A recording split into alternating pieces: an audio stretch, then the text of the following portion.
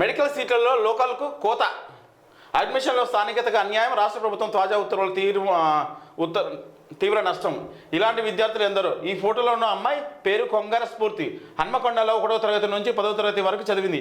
ఇంటర్మీడియట్ను ఏపీలో విజయవాడలో పూర్తి చేసింది. నీట్లో ఎస్సీ కేటగిరీలో ఆల్ ఇండియా ర్యాంకు 35,655 సాధించింది. గత ప్రభుత్వ విధానం ప్రకారం ఆమెకు స్థానిక రిజర్వేషన్ వర్తిస్తుంది.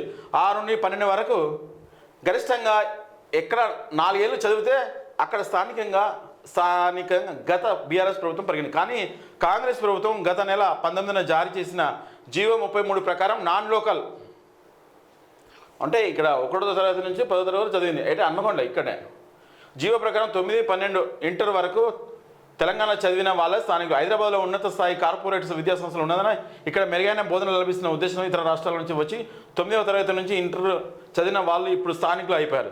అస్తిత్వం కోసం పురాణ తెలంగాణ ఇక్కడ బిడ్డలు ఎందుకు నాలుగు. ఇది మాత్రం చాలా దుర్మార్గం. ఎందుకంటే తెలంగాణ కోసం ఉన్న తెలంగాణ పుట్టిన వాళ్ళు స్థానికులు కాకుండా పోతున్నారు. ఎక్కడి నుంచి వచ్చి హైదరాబాద్లో సెటిల్ అయ్యారు. వాళ్ళు వచ్చి 10 సంవత్సరాలు ఇక్కడ లోకల్ అయిపోతున్నారు.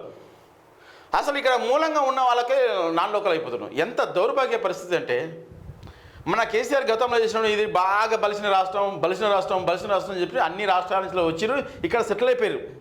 మార్వాడీసు, రాజస్థానీ, యూపీ, బీహారు, మహారాష్ట్ర ఇట్లా చెప్పుకుంటూ పోతే మినిమం ఈ హైదరాబాద్లో మినిమం 50% ఉన్నారు.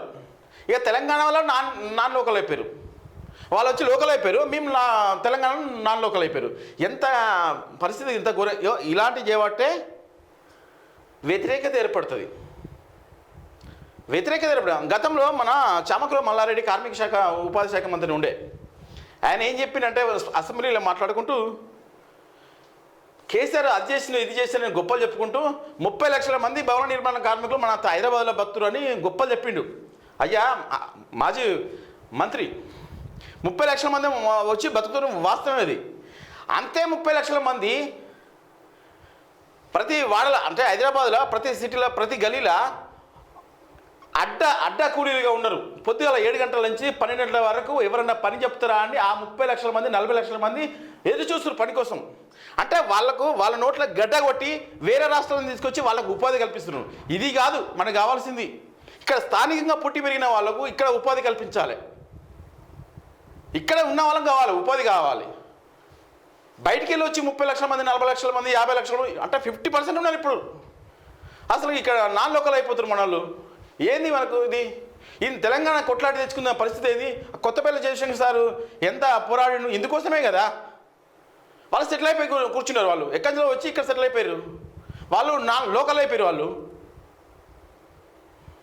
దీని గురించి ఆలోచించాలి. గవర్నమెంట్ కూడా ఆలోచించాలి. స్థానికులు ఎవరు, లోకల్ ఎవరు. వాళ్ళు ఇక్కడ సంపాదించుకుంటూ పోతే అక్కడ పెట్టేస్తారు. అక్కడ డబ్బులు ఆస్తులు అసెట్స్ కొంటారు. అక్కడ వాళ్ళు ఎప్పుడు చూసాం వాళ్ళ తెలంగాణ వాళ్ళు అనరు. వాళ్ళు మేము రాజస్థానీ వాళ్ళం, మరాఠా వాళ్ళం, బీహార్ వాళ్ళం, యూపీ వాళ్ళం అని గల్లా చెప్పి చెప్తారు. వాళ్ళు మళ్ళీ బాంచందరు అనుకుంటూ వాళ్ళ దగ్గర అన్ని సామాన్లు కొనుక్కోవాలి.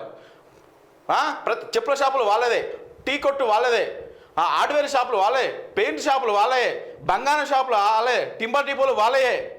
ఈ తెలంగాణ వాళ్ళకి ఏం లేదు. లాస్ట్కి విశ్వ బ్రాహ్మణులు కూడా వాళ్ళ దగ్గరనే ఉండి బయట షాప్ ముందు పనిచేసుకుని బతికే పరిస్థితి తీసుకొచ్చారు.